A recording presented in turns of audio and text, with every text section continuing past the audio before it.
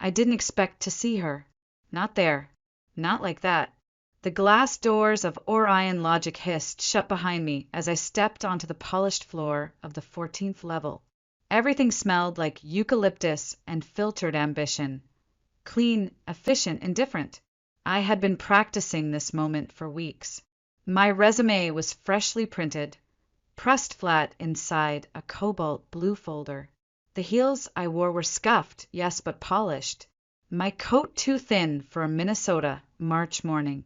But I smiled anyway, the way you smile when you've convinced yourself that preparation can outshine legacy. The receptionist had barely acknowledged me as she handed over the temporary badge. "Assessment room C," she muttered, pointing down a hallway that felt longer than it should have. I nodded and thanked her softly, maybe too softly. My voice never sounded the right volume in places like this. As I walked past the glass panels, I caught glimpses of the candidates already inside. Sharp suits, sleek hair, laughter that echoed in short bursts. I straightened my spine, forced my breath to slow. One of them looked up, then away. I took the only empty seat, a little too far from the center of the circle, just close enough to be tolerated, not quite close enough to matter. Then the door clicked. My fingers froze on the folder in my lap. She entered with the unmistakable rhythm of someone who believed every room owed her its silence. Navy blouse tucked into slate gray trousers. Hair in a bun so tight it looked like a sculpture. A gold name tag gleamed beneath her collarbone. Aubrey Whitmore, Director, Systems Innovation. My sister. She didn't blink when our eyes met. No hesitation. No flicker of acknowledgement. She just walked to the far end of the table, set her travel mug down, a brushed steel thermos that probably cost more than my weekly groceries, and took her seat as if I didn't exist. My breath caught, but I didn't let it break. Not yet. I remembered the last time I'd seen her, at a dinner for my mother's birthday. Aubrey had shown up 40 minutes late and still managed to take over the conversation in 5. She toasted to family resilience while smiling straight at me, knowing damn well I'd just lost a freelance contract she'd accidentally undercut. That night, she wore the same perfume she was wearing now, sharp floral, expensive. The HR coordinator began to speak. Introductions, expectations, something about agility and innovation pipelines, but the words slid past me like water. My focus narrowed to the way Aubrey tapped her pen against the table. 3 short clicks, then a pause. The same pattern she'd used when we shared a room as children, and she'd try to drive me mad while pretending to study. I was no longer 12, but I felt 12. Small, invisible, sitting in a circle of strangers, while the one person who knew me best worked her magic on them before I even spoke. "Coffee, anyone?" An assistant asked, holding a tray. It made its rounds. Every person took a cup. Except me. The tray passed, and my hand stayed empty. I said nothing. Then I saw it, the smirk curling at the corner of Aubrey's mouth as she leaned toward the woman beside her. She whispered something behind her mug, and the woman let out a soft, practiced laugh. "She still dresses like she shops in college clearance bins," Aubrey said, just loud enough to sting. My face didn't move. My eyes stayed on the wood grain table. But something inside me folded into itself. I inhaled slowly, then exhaled. This wasn't about coffee, or clothes, or even the job. It was about erasure, again. And what I didn't know then, but would come to realize in the hours that followed, was that this wasn't just another failed interview. It was the last time I would ever ask for permission to be seen. They began calling names.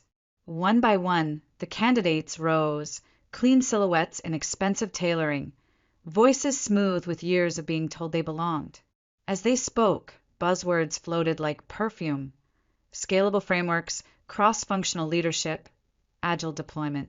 Aubrey nodded at each one, scribbling notes with the same red pen that had once corrected my science homework with ruthless delight. When my name was called, Lana Cross, she didn't even glance up. I rose anyway.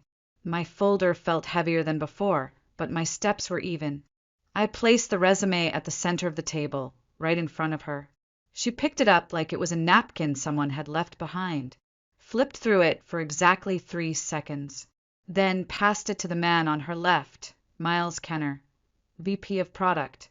He glanced at it, blinked once, then set it aside. That was it. No questions, no reaction, no interest. I returned to my chair. The room went on. Someone behind me coughed. I stared at the grain of the table again. Aubrey's perfume seemed stronger now, like a warning. Or a verdict. Then I heard it. A voice, low but not careful, from behind me. She's here? Didn't think she was even in tech anymore. And then Aubrey laughed. Not loud, but real. And sharp. It sliced right through me. I didn't flinch. I didn't give her the satisfaction. But something inside me, something small and tired, curled tighter, like it had been bracing for this exact impact all along. I adjusted the folder in my lap and remembered the hours I spent at 2 a.m. on a borrowed laptop, teaching myself data architecture while my ex-boyfriend called it a cute little phase. The time Aubrey forwarded my portfolio to the wrong client on my birthday. And the month after, when my bank balance hit double digits and my father joked, well, Lana's always been the artistic one. That's code for unemployed, right? I was done pretending any of this didn't hurt. The final candidate had just sat down when Miles leaned back in his chair and pointed his pen lazily in my direction. So, he said, like he was addressing someone's niece at Thanksgiving, what makes you think you're ready for the big leagues? The smirk told me this wasn't curiosity. This was sport.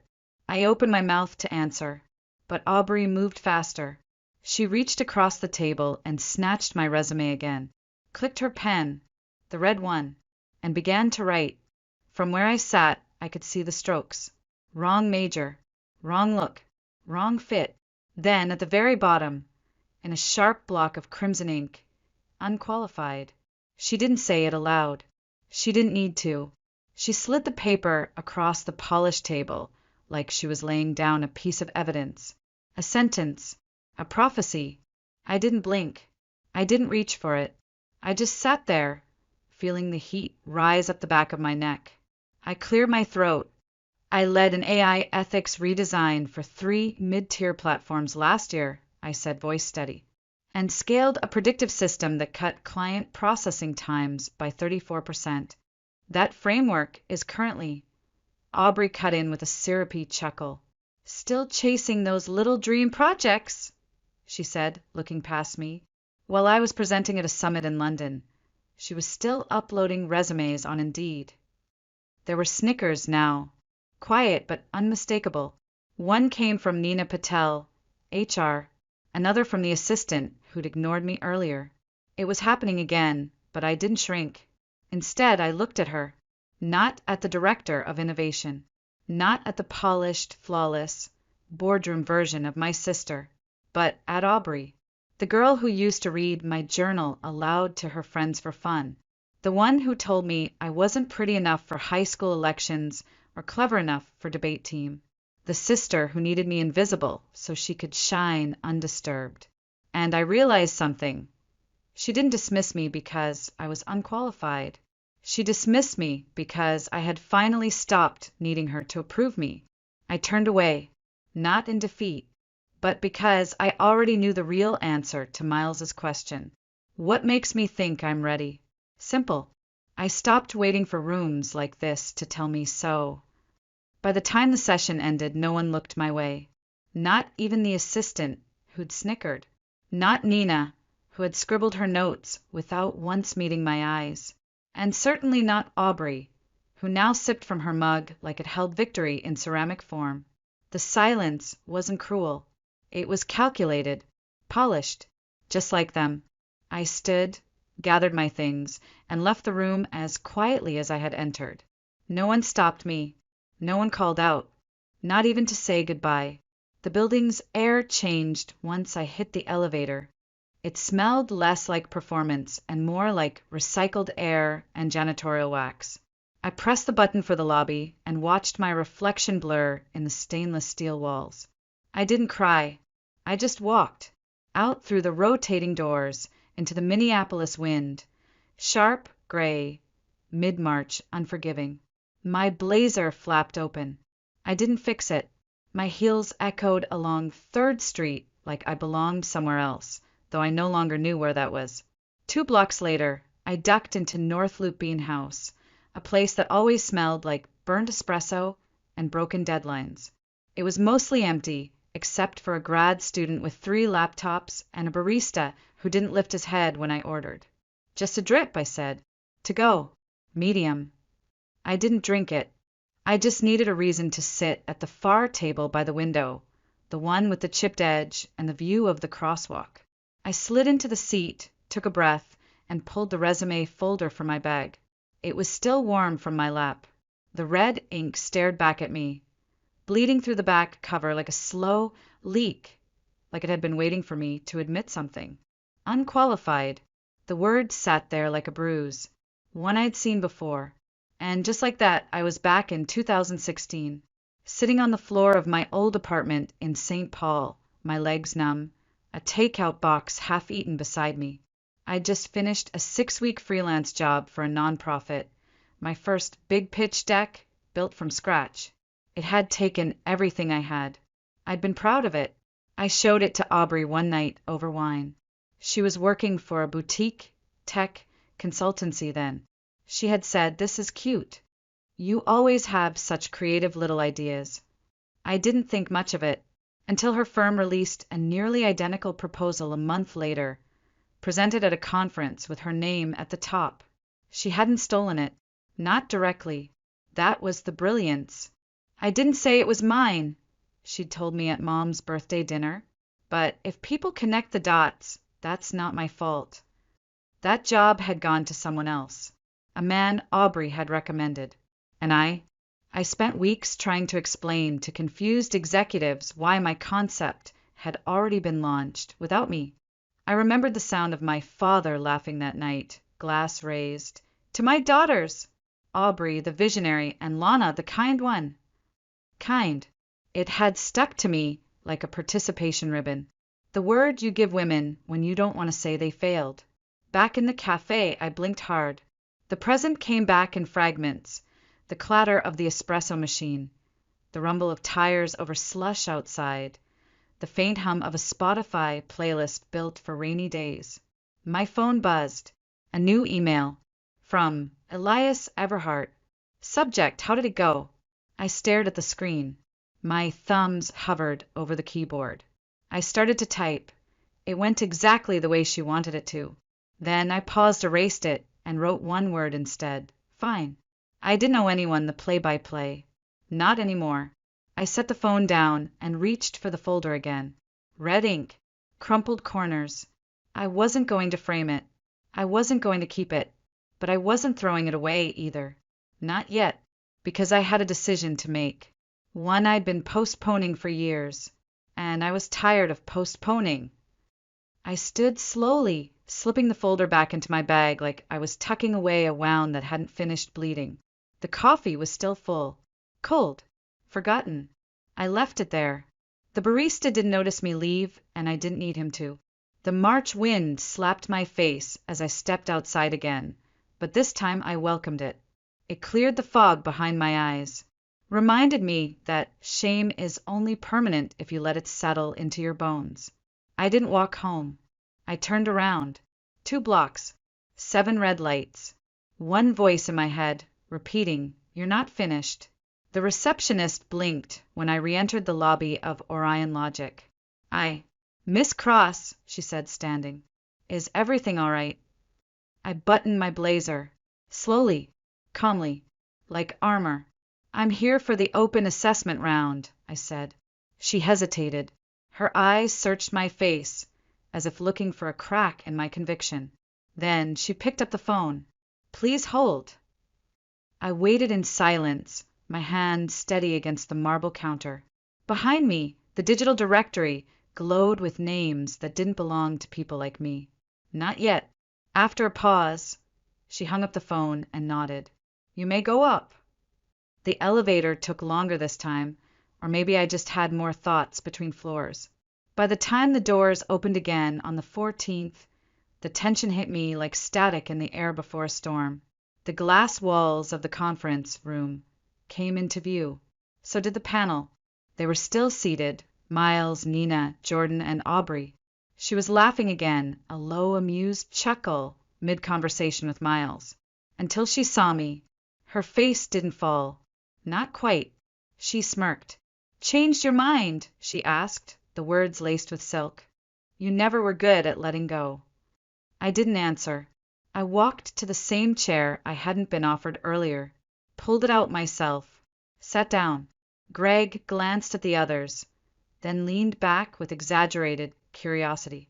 "Well then, since you're so eager to be here, how about we put that brain to use?" He signaled to the assistant. A thick test packet landed in front of me with a heavy thud. "Paper," he said. "Not digital. No calculators. No questions. You have 15 minutes. Starting now." I nodded once, picked up the pen, and began. The questions came at me like a wall of static, logic chains, systems optimization, data reconstruction under constraint. I didn't hesitate, not because it was easy, but because I knew what it meant to be underestimated. I knew how to work with silence.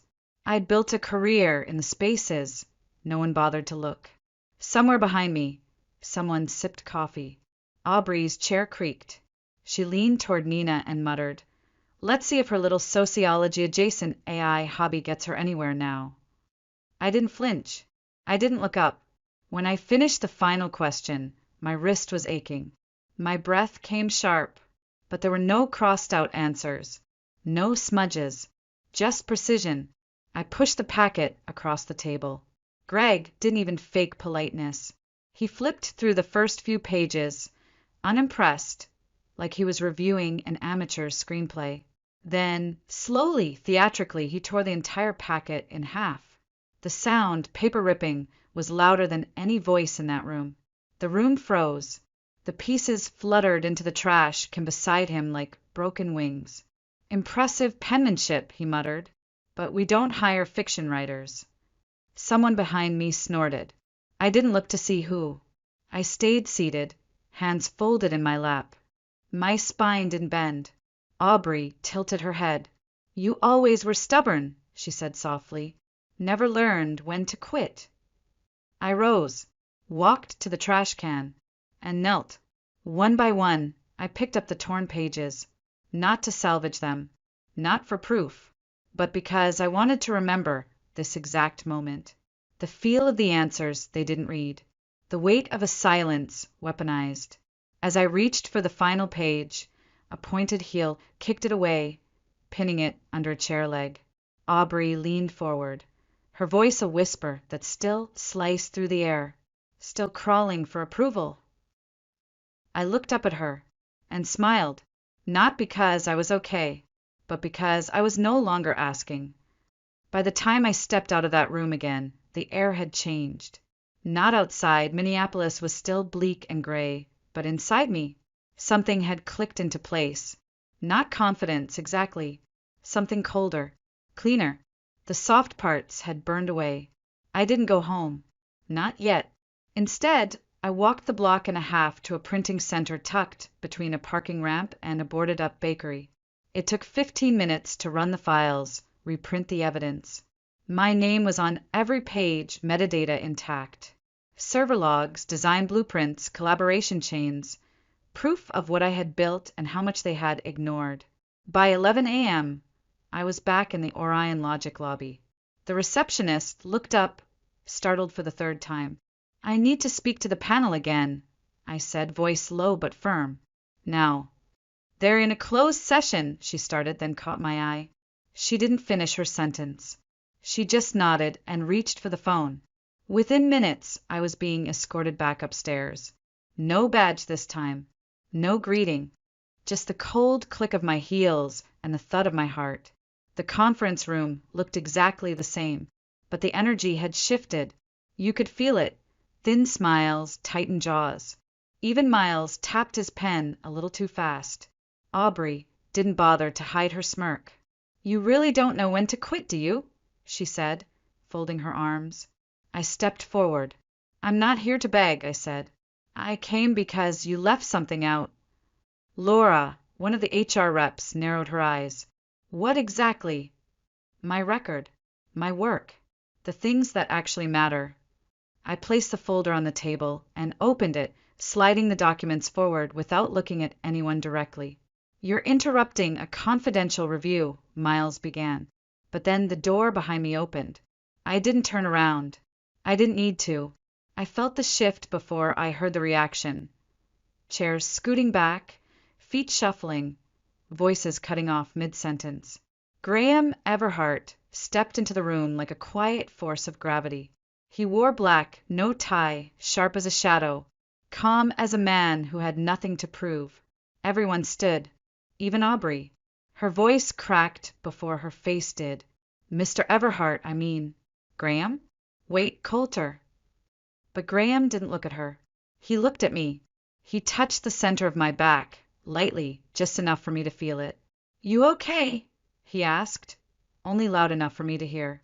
Only me, I said softly. Then he turned to the panel. You all seem to know me very well, he said, scanning the room with eyes like mirrors. Greg cleared his throat. Sir, if we'd known she was qualified. Graham cut in. Or human. He moved to the head of the table and began to lay out the documents I'd just placed, page by page, metric by metric. Lana Cross, freelance architect on 3 of our internal compliance systems, co-authored the ethics framework for our AI risk module in 2021, the same one some of you still struggle to explain to clients. The color drained from Greg's face. Laura leaned in. Miles went very, very still. Graham slid one photo across the table.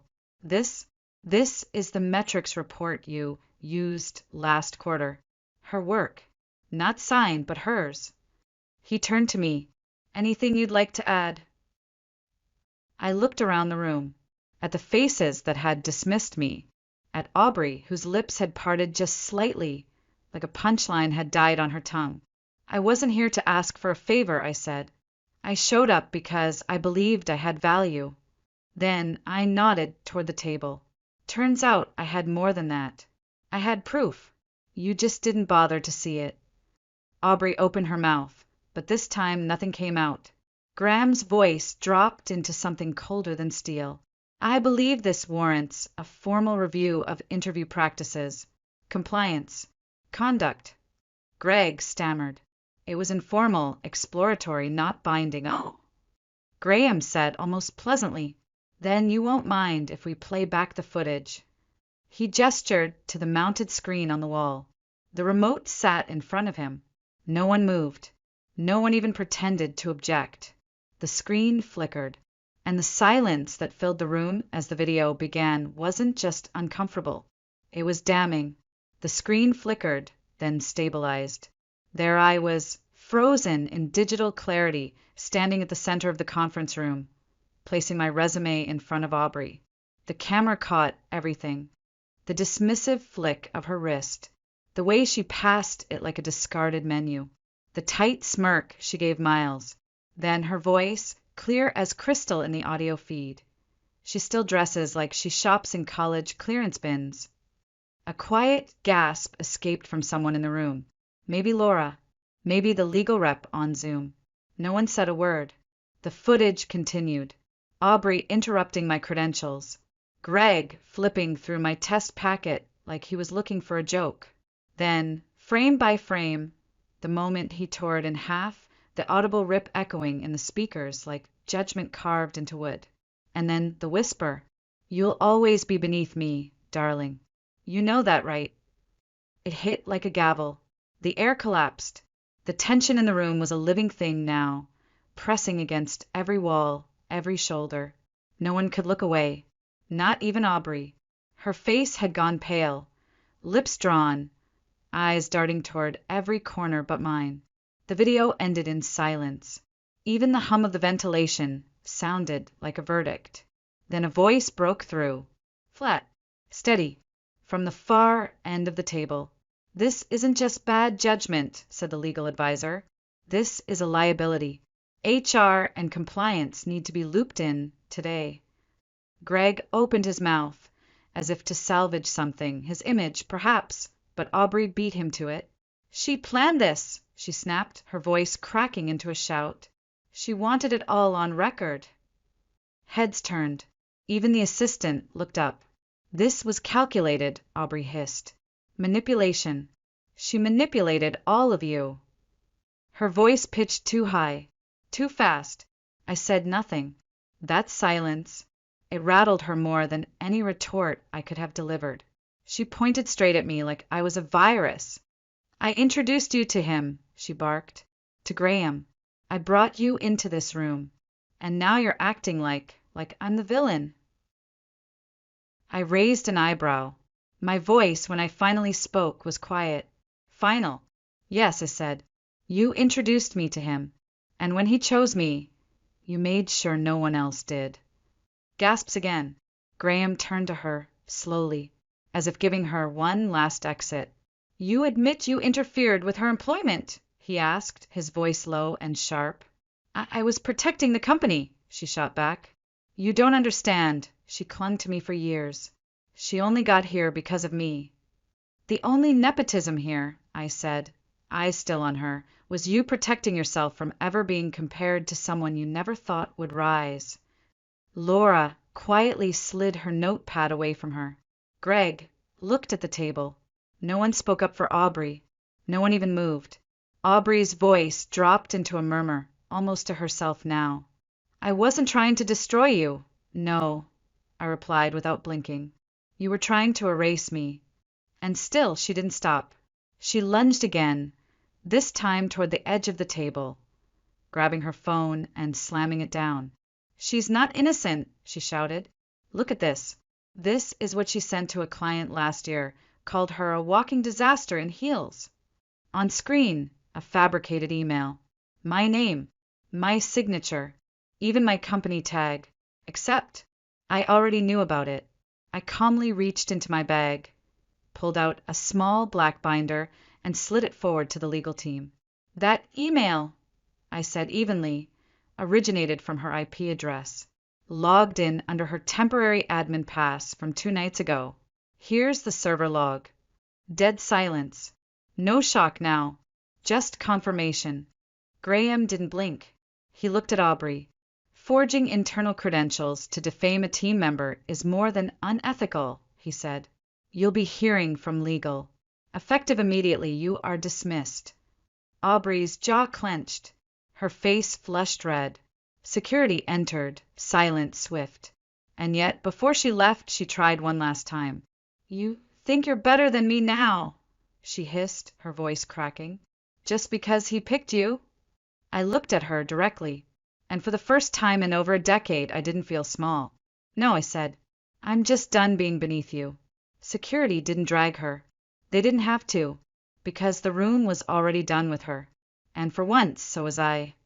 When the door closed behind her, it wasn't a bang. It was a hush, the kind that follows truth when it's finally spoken aloud. Graham stood motionless for a second longer, his fingers resting lightly on the closed binder. Then he turned back to the room, now quiet, now watching. I move that we reinstate Lana Cross, he said simply. Effective immediately. Full time. With project lead authority. His tone wasn't emotional. It wasn't proud. It was policy. And that made it even more powerful. All in favor. Laura's hand went up first, almost like reflex. Then Miles. Then Jordan. Then the legal advisor. Then the assistant, who hadn't even looked at me 2 hours ago. Every hand rose. No one objected. Nina, the HR rep, cleared her throat and stood. You're being offered lead strategy consultant for the ethics compliance wing, she said, her voice more composed now. The role was previously occupied by, she didn't finish. My eyes flicked toward the corner glass office, the one overlooking the city skyline. Aubrey's old throne. Nina gestured slightly. It's yours. I didn't hesitate. No, I said.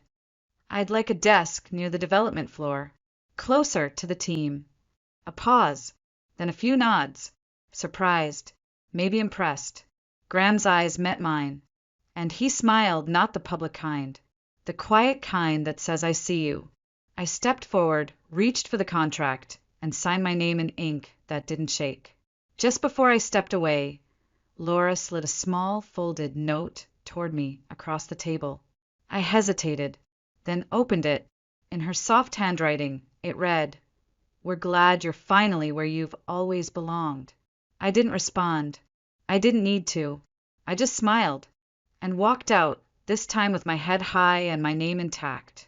The elevator down felt different, lighter, not because the fight was over, but because I wasn't carrying doubt anymore. That weight, it had belonged to her, to years of being gaslit, belittled, repackaged as support. I wasn't fragile. I was forged. Outside, the sun had broken through the clouds. It wasn't warm, but it was enough. I walked 3 blocks before realizing I was still holding the torn test packet in my hand. I stopped in front of a quiet bookstore, stepped under the awning, and opened my bag. Inside was a thin roll of clear tape. I hadn't known why I brought it until that moment. I sat on the edge of the planter and began to tape the pieces back together, not to repair it, but to remember it. Every rip, every stroke of red ink, every attempt to erase me. When I returned to the office later that afternoon, my office now modest, sunlit, tucked between the UX team and back-end devs, I pinned the paper to the corkboard beside my desk. It looked like a scar, and that felt right, because scars aren't shame. They're receipts. Proof you paid the price. Proof you survived. My phone buzzed. A message from Dad. I didn't see everything before. "I'm sorry." I stared at the screen for a full minute, then locked it and set it down. Not out of spite, just clarity, because I didn't owe him a reply. And he didn't get to rewrite the story just because I finally stood up in it. The rest of the day passed in a rhythm I hadn't known in years. Productive, steady mine. No whispers, no smirks, no waiting to be seen. Just the sound of keyboards, the click of shared files, and the gentle hum of a team rebuilding something real. By mid-afternoon, I was unpacking the last of my things into the shallow drawers of my new desk. A ceramic pencil holder, a tiny brass bird from my mother years ago, the photo of my dog, long gone now, but always with me in the corner of my frame, and, of course, taped to the corkboard beside my new access badge, the resume they once folded in half. The red ink still bled faintly through the paper, like a ghost refusing to fade. I didn't cover it. I didn't hide it, because that resume wasn't just a document anymore. It was the receipt for every lesson I had paid for in silence. A knock at the door broke my thoughts. She stood in the hallway, nervous, uncertain, barely older than 23, clutching a resume so tightly to her chest it was already wrinkled at the corners. I remembered her from the glass wall, the way her eyes had followed the manager without recognition, the way they had landed on me like a lifeline. Now here she was, called back, just like I'd told her she would be. "They said I could meet the project lead," she said breathlessly. "That it's you." I smiled. It wasn't triumphant. It was peaceful. "Yes. Come in," I said, waving her to the chair across from me. She stepped forward, careful, shoulders tense like she was waiting for the floor to open beneath her. I recognized the posture, because I had worn it like armor for years. "I don't know if I'm qualified," she blurted out. That sentence landed differently now. So differently. I looked her in the eye. "You showed up," I said. "You kept showing up. That matters more than anyone here tells you." She didn't smile exactly, but her shoulders dropped slightly. Hope doesn't come loud. Sometimes it just sighs. We talked. About systems theory, about team culture, about the gaps between resumes and reality. She asked good questions, better ones than I had asked when I first sat in that same chair, years ago, being told I was kind and nothing else. When she left, she smiled in that way only people do when they're not fully sure they're allowed to believe in themselves yet. And that's when I knew. It wasn't about Aubrey anymore. It never really had been. It was about all the rooms we let others keep us out of, all the places we were told we had to earn, all the chairs we were never offered, so we built our own and sat down anyway. I glanced at the board one last time. The torn test packet fluttered in the air from the vent. It looked like history, no longer failure, just firewood. Before I left that night, I took one last thing out of my bag. A napkin, old, wrinkled, faded. It had once been stuffed in my coat pocket after a failed pitch meeting back in 2020. I had written something on it in pen that was nearly dried out. Something I wasn't sure I believed at the time. No one sees the quiet builder until the building outlasts the storm. I pinned it above the resume, two truths side by side. Then I turned off the desk lamp. The room dimmed into a soft, golden hush, the kind of light that forgives sharp corners, the kind that feels like a beginning. Outside, Minneapolis pulsed with quiet movement. Cars hummed. Someone shouted across the street. A bus exhaled at the corner. And I walked out, not faster, not slower, just steady, like someone who finally understood that strength doesn't always look like fire. Sometimes it's the refusal to go cold.